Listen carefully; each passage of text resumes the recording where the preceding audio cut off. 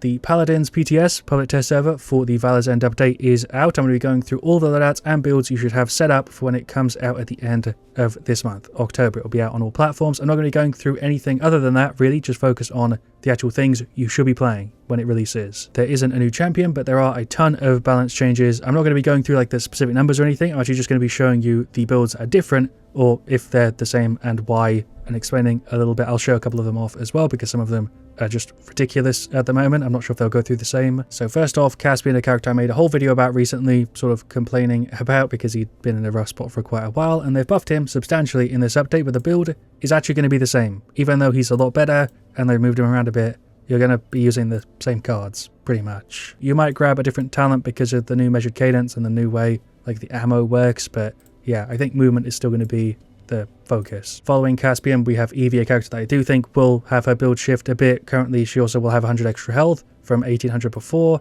and the card that gives you extra health, which was 30 level, is now 50 level. So at max, you've gone from 1950, even with the card max, to 2150, which is pretty big for Eevee. Although I'm not saying that this specifically will be the final build because I'm not a good enough Eevee to really tell you that. I haven't played it that much recently, and the people who play Eevee, I'm sure, will finalize a version for this, but I do feel like Keep Moving will be in that final build. So yeah, grab your normal Eevee setup, try and put it in there maybe. Next up we have Furia, who's getting pretty substantially changed and buffed, I would say, more than like moved around. Cherish is getting changed, Exterminate is getting changed. For damage and hybrid Furia, I could see a version of the build maybe becoming a bit more popular that has more ammo in it to make up for Exterminate now buffing your attack speed. You're going to run out of ammo faster. I reckon she's going to be a hell of a lot stronger with these changes, and then Cherish, the healing setup, I think is going to be pretty much, yeah, the exact same. Furia has a really good selection of cards, but I think the sustain ones are just a little bit too good to be moved out of the way, and that doesn't really leave you with too much space. Maybe, like I said, the ammo setup will become a bit more popular with a bit more of a focus on it, and maybe some other stuff, but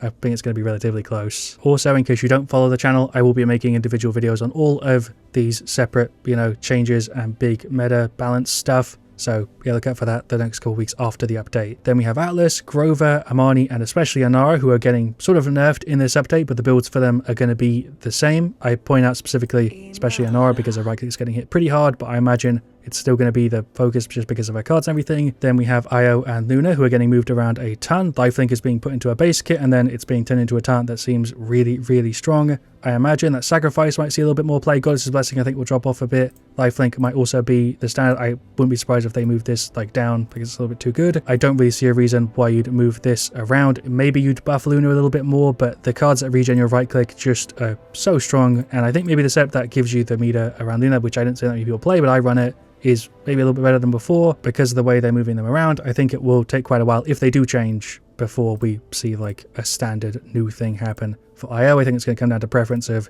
if you want to invest more in Luna now that she is a little bit better. Definitely feel like Lifelink will mitigate a lot of that, like people focusing Luna and stuff now that she's actually going to be quite strong again. But if it's substantial enough, maybe people will start running cooldown reduction for her, but I don't think that'll happen for, like I said, a couple of months or weeks, maybe, I don't know. But anyway, then we have Kasumi, who is now a flag, which on its own doesn't mean too much because it's just a tagline, but they have actually moved her kit around to sort of match that. A bunch of stuff has been moved into a base kit, but the build is the same, which is kind of the point of the video. It's what I'm focusing on. You probably don't want to run Cursed Doll anymore. The effect that it had is in her base kit or some version of it, and what's left here isn't worth running, but you might want to run some stuff around her traps because they've moved some of that into a base kit. The best card here I think is going to be the heal. The other ones aren't too crazy. Her card selection is still lacking a bit, and yeah, the heal on the hit and the extra health I think are just way too good, and especially the damage on the right click, even though it's going to be a bit different.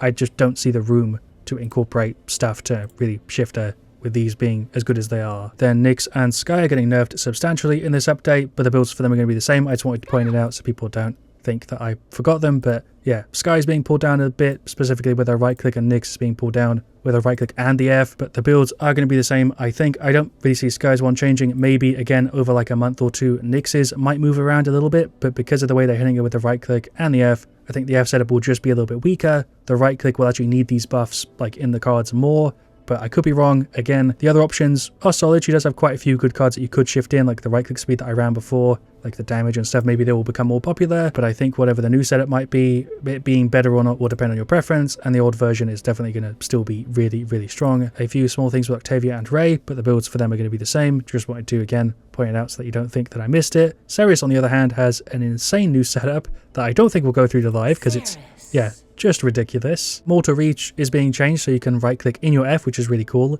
and the F lasts a second longer, but the build that you can put along with it is where it goes kind of ridiculous. These cards have been the same for a while. I don't think this will necessarily be the final version of this if it goes through. Again, I heavily doubt this one will go through to live because you're actually out of the F for 1.5 seconds, which is when you're hittable, and you can heal in your right click now because of the talent. So yeah, let me show you this one really quickly here, and there's a character right after this to the left of Seris I also need to show you because they meant to nerf Sati and they actually buffed it. It's ridiculous. But Mortal Reach and the setup here, again, the cards are the same as they were. It's just that now when you're in the F, if you grab the talent, you can heal in the F, which is pretty massive on its own, really. But really, the crazy thing in it is after we get out of the F, because the cooldown can actually stack, we have 4 seconds cooldown on the F, and we can go straight back into it and continue healing. You do have your position revealed, because I think they can see where the right click's coming from, but as soon as you're out of it, it does sometimes work a little bit weird, because the card does have a 5-second internal timer, which is meant to stop this. Maybe they'll just raise the internal timer, and that'll be enough, but without Chronos here, you can sort of see you get out of the F, and you have 4 seconds on it, and if you time it, you can actually get it even though, I think, without Chronos. When you get Chronos though is when it gets really ridiculous, which you're doing on Seris anyway.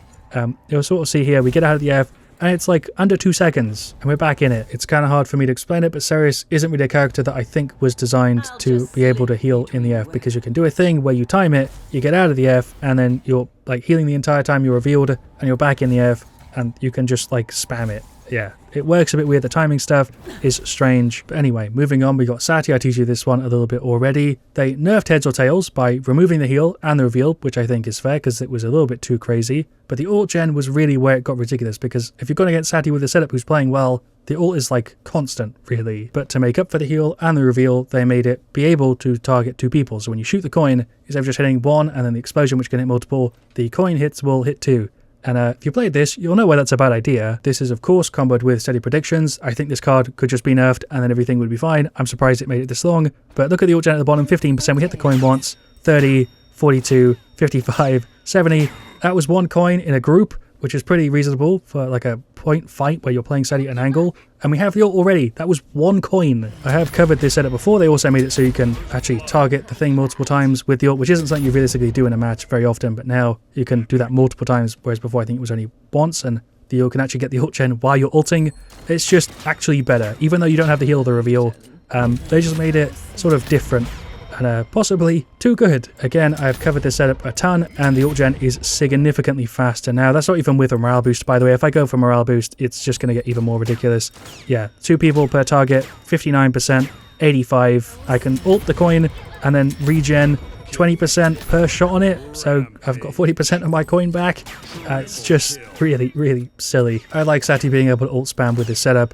I understand why they were trying to nerf it, but trying to nerf it the way they did, I think just actually made it possibly better, depending on the scenario. But the build is going to be the same. That was the point. Moving on, who have we got next? 7, who has actually been nerfed. Again, like the 8th time. And the main thing they've nerfed is the Knight. This card was 0.5, now it's 0.25. I can't see this really being run, even if you were going for like a full reset thing. I think that like 1.25 nerf to it is enough to make it not runnable, but because they've buffed Tribunal and moved around his weapon a bit so that the automatic is like more of a medium range, burst is long range, and Magnum is super close, I could see maybe this coming back as sort of a thing where you have the movement speed in the auto mode, and that maybe being the main mode to use him. And then maybe you try and play a little bit closer with 7. I imagine the build would look something like this, but it could also just be that people continue running the Knight and then just, yeah, move like the levels around a little bit and continue trying to spam movement with him. We'll have to see again, similar to some of the other examples I've said, where we'll see a month or 2 after, maybe spring loaded and the way he was played already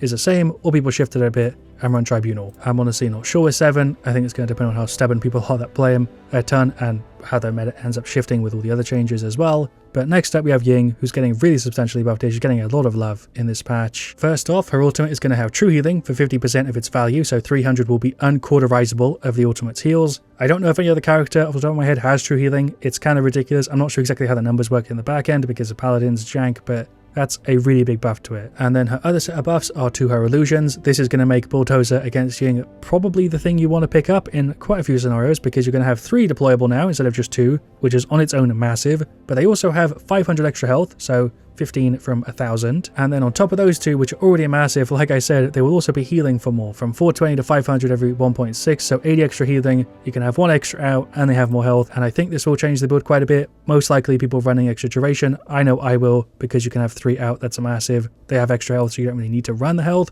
although people might do it. This is somewhat close, I think, to the final version of it. People might run a little bit less duration and maybe some more health and maybe the extra health on the illusion and maybe the ammo gen. I'm not sure, but yeah, Ying is going to be a little bit more decoy focused, which I really like. I wasn't planning on it, but I think I need to show you this one. Just going to go into target practice real quick. Grab Ying. This just seems kind of ridiculous here. Even if I'm kind of rubbish with the timing, I can sort of keep 3 out. I do think you need to run the duration higher than where it is currently for most people's setups because you want to have 3 down as much as possible. The F card does play into it a little bit, but I definitely think people are going to run the duration after they try it or see somebody against it who's got 3 decoys down quite a bit, because I'm kind of rubbish with the timing here and I can quite easily keep 3 down. You have the cooldown reduction if they get cleared, and yeah, it's just a massive change. They also heal for more and they're tankier. I don't know if you could ask for anything more as a Ying player. They also buffed your goddamn ult. So yeah, I think that is everything. I've been recording here for an hour. My voice is scuffed. I probably still missed stuff. It was meant to be a quick video, but I hope you've enjoyed it. Leave a like if you did. Definitely let me know your thoughts on anything I talked about down in the comments. Thank you so much for watching and staying all the way to the end. I really do,